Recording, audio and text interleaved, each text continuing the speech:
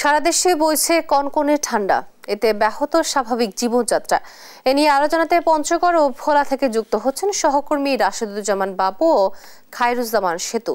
শুরুতে যাচ্ছি পঞ্চগড়ে, সেখানে আছেন আমাদের সহকর্মী বাবু। বাবু, জনজীবনে শীতের প্রভাব কেমন দেখছেন জানাবেন। সকাল আপনাকে হিমালয় কন্যা হিসেবে জেলা খ্যাত পঞ্চগড়, এই জেলায় কিন্তু আসলে বরাবরই শীতের তীব্রতা থাকে বেশি।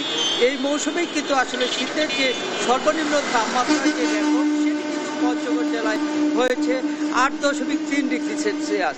আজকে যদি আমি সকালে 6টায় কথা বলি, সকালে 12.4 ডিগ্রি সেলসিয়াস তাপমাত্রা রেকর্ড করা হয়েছে এবং এখন সকাল 9টায় তেঁতুলিয়া আবহাওয়া অফিসে সর্বনিম্ন তাপমাত্রা রেকর্ড করা হয়েছে 12.3 ডিগ্রি সেলসিয়াস। যদি শীতের তীব্রতার কথা বলি, আসলে এখন যদিও সূর্য উঠেছে কিন্তু শীতের তীব্রতা কিন্তু রয়েছে। হিমালয়ের যে হিম বাতাস, সেই হিম বাতাস কিন্তু প্রতিদিনের ন্যায় কিন্তু আজকেও পঞ্চগড় জেলার উপর দিয়ে প্রবাহিত হচ্ছে। আমি যদি আপনাকে একটি তথ্য জানাতে চাই যে শীতজনিত রোগে গতকালকে পঞ্চগড় আধুনিক সদর হাসপাতালে একজন শিশুর মৃত্যুর খবর আমাদেরকে নিশ্চিত করেছেন সিভিল সার্জন। এর পাশাপাশি আমরা দেখছি যেহেতু রৌদ্র উঠছে, অনেকেই আসলে শীতের এই তীব্রতার উষ্ণতা নিতে কিন্তু আসলে আমরা দেখেছি যে শিশুদের নিয়ে রৌদ্রে বসে রয়েছেন। এর পাশাপাশি আমরা যদি কথা বলতে চাই একজন এইখানকার নাগরিকের সাথে, আপনার কাছে জানতে চাই শীতের তীব্রতা আপনার কাছে কেমন? এখন শীতের তীব্রতা আসলে কয়েকদিন সামান্য একটু কম, তারপরেও আকাশে মেঘ আর বাতাস একটু আছে। সকালবেলায় কুয়াশা ছিল, তুলনামূলকভাবে শীত এখনো। ধন্যবাদ আপনাকে। আমরা শুনছিলাম যে এখানকার একজন নাগরিক বলছিলেন যে আসলে শীতের তীব্রতা কেমন।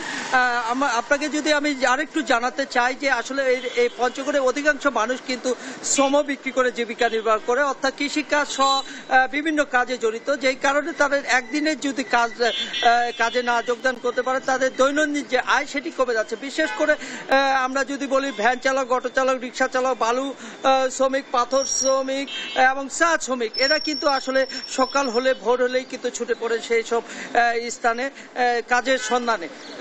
একদিন দেরি হলে কিন্তু তারা কাজে যোগদান করতে পারছে না। এদিকে আমরা কথা বলেছিলাম ভ্যান চালকের সাথে। ভ্যান চালকরা আমাকে যেমনটি জানিয়েছে, অটো চালকরা যেমনটি জানিয়েছে যে সাধারণত ভাড়ার যেটা হয় প্রত্যেক দিন, সেই ভাড়া কিন্তু আসলে শীত এবং ঘন কুয়াশা হিমেল হাওয়া থাকলে কিন্তু কমে আসে, যেই কারণে তাদের দৈনন্দিন আয় কমে গেছে এবং সংসারে কিন্তু অভাব অনটন কিছুটা বৃদ্ধি পেয়েছে। আমরা জেলা প্রশাসকের সাথে কথা বলেছিলাম। জেলা প্রশাসক জনাব সাবেদ আলী আমাকে জানিয়েছে এ পর্যন্ত প্রায় 45,000 শীতবস্ত্র বিতরণ অব্যাহত রয়েছে এবং 1 লক্ষ শীতবস্ত্র সংশ্লিষ্ট মন্ত্রণালয়ে চাওয়া হয়েছে। শীত যতই বাড়বে আসলে শীত মোকাবেলায় সব রকমের প্রস্তুতি তিনি রেখেছেন বলে আমাকে এরকম জানিয়েছেন। আবহাওয়া বলছে যে পুরো জানুয়ারি মাস জুড়ে আসলে শীতের তীব্রতা থাকবে এবং কয়েকটি শৈত্যপ্রবাহ কিন্তু পঞ্চগড় জেলার উপর দিয়ে প্রবাহিত হবে। এর পাশাপাশি যদি আমি বলি যে হাসপাতালগুলোতে, সরকারি হাসপাতালগুলোতে আমরা খোঁজ নিয়েছি, সরকারি হাসপাতালগুলোতে শীতজনিত রোগে এবং শিশু কিন্তু বেশি আক্রান্ত হয়েছে।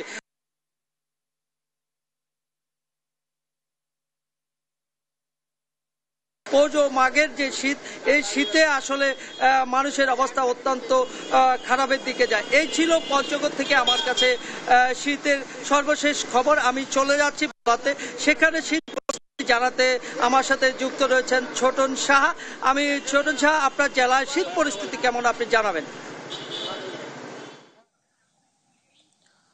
রাশেদুজ্জামান বাবু, পঞ্চগড়ের যে পরিস্থিতি জানাচ্ছিলেন, বলা যায় গত দুদিনের তুলনায় আজকে একটু তাপমাত্রা বেশি রয়েছে এবং জনজীবন অনেকটা স্বস্তি রয়েছে বলা যায় এই মুহূর্তে। কারণ আজকে যে তাপমাত্রা ছিল সেটি রয়েছে আপনার 13.7 ডিগ্রি সেলসিয়াস এবং বাতাসের যে আর্দ্রতা সেটি রয়েছে আপনার 95%। তো আসলে এসব কারণে শীতের তীব্রতা একটু কম, তবে সকালবেলা যে ঘন কুয়াশা থাকে ভোরে, তখন কিন্তু আসলে মানুষের দুর্ভোগ অনেকটাই বেশি। মানুষ কিন্তু বিশেষ করে যারা কর্মজীবী মানুষ, তাদের সাধারণত ভোরবেলায় কাজে বের হতে হয়, তো তারা আসলে বের হতে পারছেন না, তারা শীতকষ্টে ভুগছেন এবং সূর্য উঠতে যেহেতু বিলম্ব হচ্ছে, তো সেই হিসেবে শীতকষ্টে তারা ভুগছেন এবং এতে সবচেয়ে বেশি ভোগান্তিতে পড়ছেন কিন্তু উপকূলের যারা ছিন্নমূল মানুষ রয়েছেন তারা কিন্তু বেশি দুর্ভোগে কিন্তু পড়ছেন। আমাদেরকে তারা বলছিলেন যেহেতু তারা অনেকটাই দারিদ্র্য সীমার নিচে বসবাস করছে, তো সেই হিসাবে তাদের শীত বস্ত্র কেনার যে সামর্থ্য সেটি কিন্তু তাদের নেই। তো তারা দাবি তুলেছে জেলা প্রশাসনের পক্ষ থেকে যে শীত বস্ত্র বিতরণ করা হয়, সেটি যদি বিতরণ করা হয় সেক্ষেত্রে তারা কিছুটা হলেও শীত নিবারণের ব্যবস্থা করতে পারবে। তো আমরা এই বিষয়টি সম্পর্কে জেলা প্রশাসনের সাথেও কথা বলেছি। জেলা প্রশাসন থেকে যেমনটি বলা হয়েছে, তারা বলছিল যে আসলে এবছর তারা 9,000 কম্বল তারা ক্রয় করেছেন এবং সেটি তারা খুব শীঘ্রই বিতরণ কার্যক্রম শুরু করবেন, এমনটি আমরা জেনেছি। এবং আবহাওয়া অধিদপ্তর থেকে বলা হয়েছে